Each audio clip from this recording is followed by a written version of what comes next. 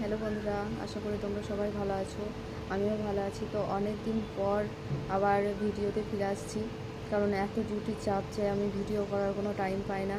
তো তোমাদের কিছু ইম্পর্টেন্ট কথা বলার জন্য এসেছি।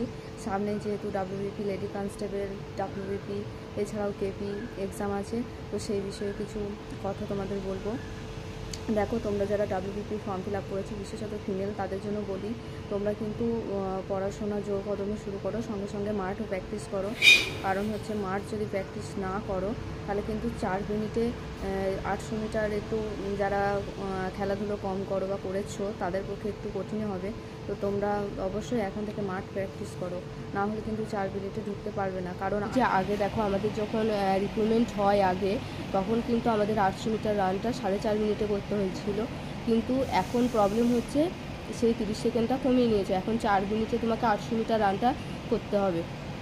তাই তুমি যদি এখন থেকে প্র্যাকটিস না করো রোজ, তাহলে কিন্তু একটু মুশকিল হয়ে যাবে। তাই আমি তোমাদেরকে বলবো, রোজ প্র্যাকটিস করো, রোজ মাঠে যাও।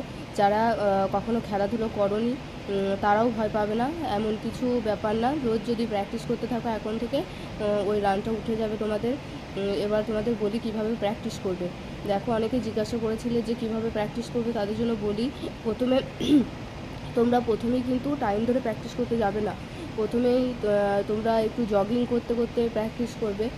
তোমাদের যেখানে গ্রাউন্ড থাকবে, বা গ্রাউন্ড যদি না থাকে, রাস্তা থাকে, সোজা রোড থাকে কোনো, তো সেই রোডেই প্র্যাকটিস করবে। তবে একটু সাবধানে রোডে প্র্যাকটিস করবে, গাড়ি ঘোড়া থেকে একটু সাবধান থাকবে।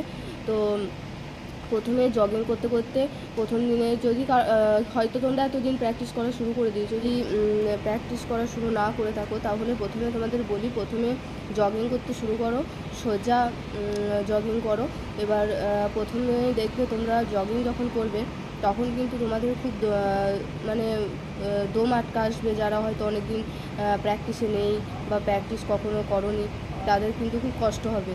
তারপরে যখন আস্তে আস্তে দেখবে 100-200 মিটার করবে, খুব জোরে চাপ দিয়ে কিছু করতে যাবে না, তাহলে কিন্তু অসম্ভব কষ্ট হবে এই রোদ গরমে। তাই হালকা হালকা করে প্র্যাকটিস করবে, 100-200 মিটার করে প্র্যাকটিস করবে। তারপর ওটাকে আস্তে আস্তে বাড়াবে। তারপরে যখন জগিং হয়ে যাবে, মোটামুটি জগিংয়ে যখন দেখবে তোমার আর দম লাগছে না, দমটা বেড়েছে, তখন আস্তে আস্তে সেটাকে তুমি জগিংটাকে রানে পরিণত করবে। আস্তে আস্তে স্পিডটাকে একটু করে বাড়াতে থাকবে। দেখো, স্পিডটাকে আস্তে আস্তে বাড়াবে, 100-200 মিটার করে, 200 মিটার করে, 100 মিটার একটু স্পিডে করলে, আবার 100 মিটার একটু কম জোরে করলে, আবার 100 মিটার একটু স্পিডে করলে, এইভাবে করবে। অর্থাৎ একবার স্পিড বাড়াবে, একবার কমাবে, এইভাবে প্র্যাকটিস করবে। এইভাবে কিছুদিন প্র্যাকটিস করার পর এবার আস্তে আস্তে টাইমিং দেখে দেখে প্র্যাকটিস করবে। কিন্তু তুমি প্রথমত হচ্ছে যে তোমাকে জগিং করতে হবে প্রায়, তো দেখো 100-200 মিটার এরকমভাবে রান করতে থাকবে। তারপর তোমরা মোটামুটি 800 মিটার রানের জন্য 1 কিলোমিটার প্র্যাকটিস করলেই যথেষ্ট।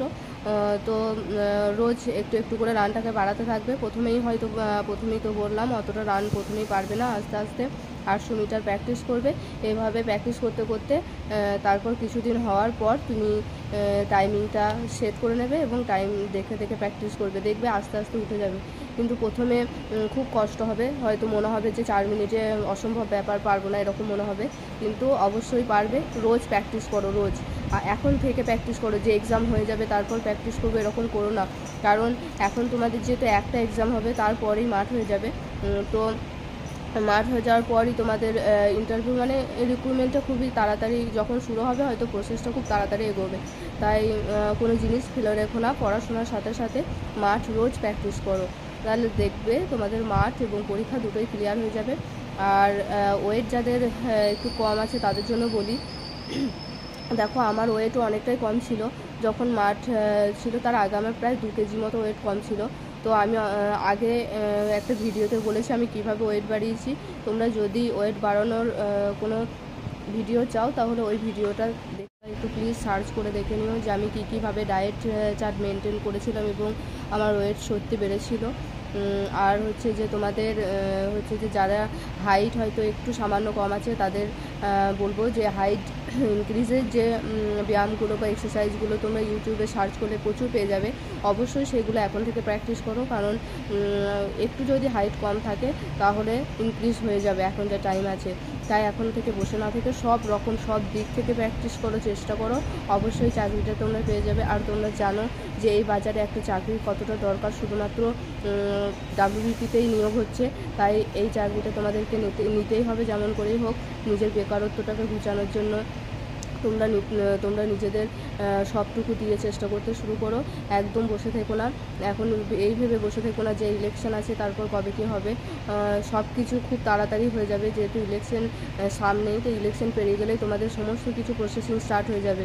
তাই প্রত্যেক দিক থেকে তোমাদের সবাইকে বলছি, আমার যারা মেয়ে বান্ধবী আছো বা ছেলে বন্ধু যারা দেখো হয়তো, তাদের সবাইকে বলবো যে প্রত্যেকে এখন থেকে পড়াশোনার সাথে সাথে মাঠ প্র্যাকটিস করতে থাকো। যাদের ওয়েট কম আছে ওয়েট বাড়াও, যাদের হাইট কম আছে হাইটটা একটু বাড়ানোর চেষ্টা করো, আর যাদের ওয়েট একটু বেশি আছে তারাও ওয়েটটাকে একটু ডায়েট মেনটেন করে কমিয়ে নাও, তাহলে কিন্তু তখন কোনো প্রবলেম থাকবে না। আর যখন কিন্তু এক্সাম হওয়ার পরপরই যখন রেজাল্ট বেরিয়ে মাঠ দিয়ে দেবে, তখন কিন্তু এসব করতে গেলে অত সহজে কিন্তু ওয়েট বা হাইট ইনক্রিজ হয় না। তাই এখন থেকে যদি চেষ্টা করো তাহলে তোমাদের সব সমস্যা কিন্তু দূর হয়ে যাবে।